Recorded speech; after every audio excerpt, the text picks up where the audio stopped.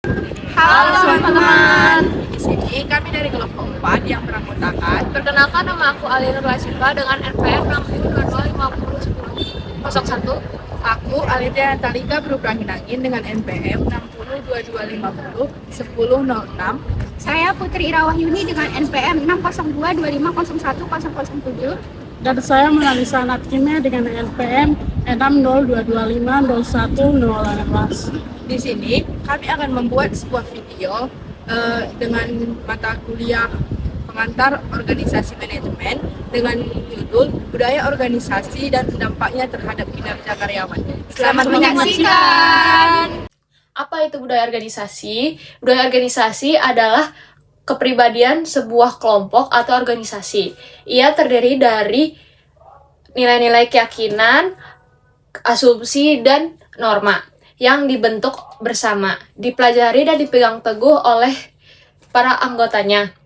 Budaya ini menentukan bagaimana orang-orang berperilaku dan berkomunikasi dan membuat keputusan. Dalam konteks kita, budaya organisasi ini bisa dilihat dari cara sebuah kerja kelompok di kuliah.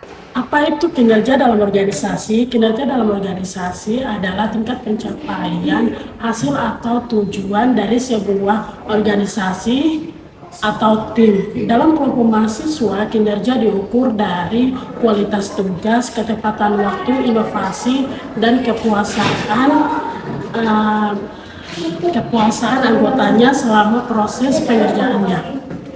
Kinerja berarti tujuan tercapainya dengan efektif dan efisien. Pagi semuanya. Pagi. Oke, minggu ini kita semua tuh punya tujuan. Jadi kita harus menyelesaikan analisis bab 3 dengan data yang solid. Gimana kalau misalkan kita bagi peran tuh sesuai kemampuan kita masing-masing? Di sini ada yang nyaman sama analisis kualitatif nggak ya? Oke, mana silahkan. Saya bersedia mengambil bagian itu, tapi saya butuh masukan untuk frameworknya. Aku ada referensi jurnal bagus sih, bisa kita pakai. Aku share ke grup ya. Kalau untuk visualisasi data dan PPT, aku aja biar nanti presentasinya menarik. Oke, jadi kita udah dapat kebagian masing-masing tugas sesuai kemampuan masing-masing ya. Jadi mulai dari sekarang kita kerjakan supaya kinerja kita tuh bagus dan bab 3 ini selesai dengan baik dan organisasi kita itu juga semakin maju. Semangat ya, terima kasih. Terus rapat kita hari ini udah sampai di sini aja. Selamat pagi semuanya. Jadi teman-teman, dari adegan tersebut kita dapat melihat bahwa budaya organisasi yang positif itu dapat mensukseskan sebuah rapat dan juga dapat meningkatkan kinerja di dalam sebuah organisasi, di mana sikap positif yang dapat kita lihat dari video tersebut adalah yang pertama, budaya kolaborasi dan saling mendukung, di mana dalam setiap anggota rapat saling menutupi kelemahan dan juga saling memberikan ide-ide yang bagus.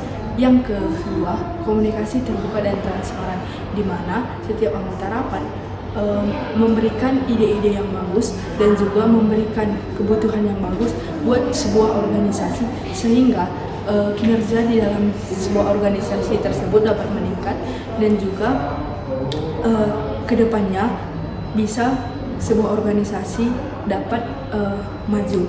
Yang ketiga, saling memiliki dan setiap anggota itu memiliki rasa bertanggung jawab, di mana dapat kita lihat di video tersebut bahwa setiap anggota merasa bahwa proyek yang dibahas di dalam rapat itu adalah tanggung jawab bersama dan saling mendukung setiap ide-ide yang dibuat. Yang keempat itu budaya apresiasi dan saling memotivasi, di mana setiap anggota di rapat saling memberikan apresiasi dan juga mendukung setiap ide-ide yang dibahas oleh anggota rapat yang lainnya. Selamat pagi semuanya. Pagi. Kemarin kan saya sudah kirimin file ya mengenai pembahasan kita hari ini, di mana kita tuh bakal ngebahas kenapa sih kinerja organisasi kita itu menurun dan nggak optimal atau nggak sebaik yang kemarin-kemarin. Nah, kalau misalkan kalian ada ide ataupun ada saran mengenai hal itu tuh, kalian boleh banget ya ungkapin di sini. Materi ini mah kita bagi aja deh. Nanti si Ale yang ngerjain yang rajin aja, yang bagi ngerjain yang susahnya. Kita bikin yang gampang-gampang aja. Ya udah, kita ikuti aja saran dari Aletea supaya rapatnya juga cepat selesai. Sebenarnya aku ada saran sih.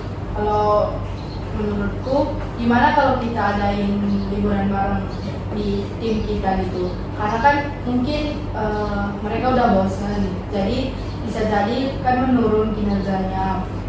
Jadi kita adain liburan bareng ini buat ngasah kekompakan kita juga di dalam tim. Terus ini kan juga akhir tahun nih, jadi mumpung udah akhir tahun, ya udah kita adain refreshing, sekalian kita jalin kekompakan dan juga nanti meningkatkan kinerja di dalam organisasi gitu. Kalau menurutku itu sih. Gimana kalau menurut kedua? Kalau menurut aku sih ya udah deh, terserah kalian aja. Yang penting masalah ini saya mau tahunya tuh cepat selesai gitu. Ya udah deh, kita ikuti aja saran dari si Aletea. Nanti kalau ada salah, salahin aja ketua kelompoknya, kan sudah bilang terserah. Iya. Ya udah, berarti kalau gitu kita bakal ngadain liburan bareng ya, sesuai saran dari Aletea. Yang penting kan semuanya cepat selesai. Ya udah deh gitu.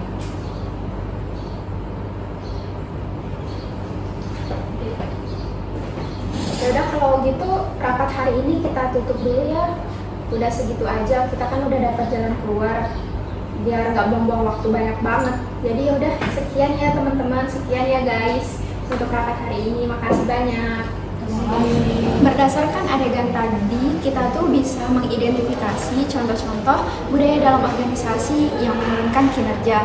Dari contoh yang ada di adegan yang pertama itu, budaya melempar tanggung jawab, yaitu dengan melempar tugas yang diberikan kepada teman yang dikira yang paling rajin. Yang kedua itu ada budaya menyalahkan atau mencari kambing hitam untuk sesuatu yang menjadi masalah. Terus yang ketiga itu komunikasi tertutup dan pasif, di mana pemimpin tidak memimpin atau ketua itu tidak memimpin dan anggota tidak memberikan pendapat. Dan yang terakhir itu tadi ada budaya asal jadi tapi tidak berkualitas. Intinya tugasnya ataupun yang dilakukan itu yang penting jadi tanpa mementingkan kualitasnya.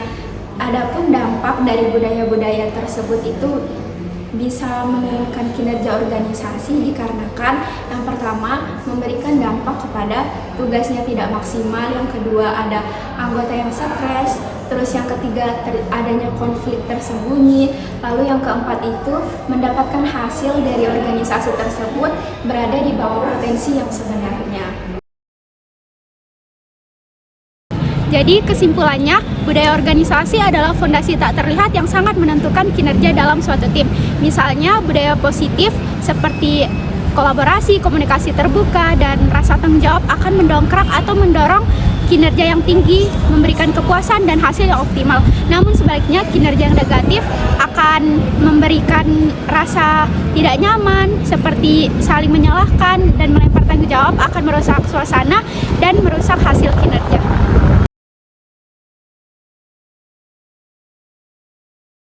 Mari kita bangun budaya positif dalam tim kita.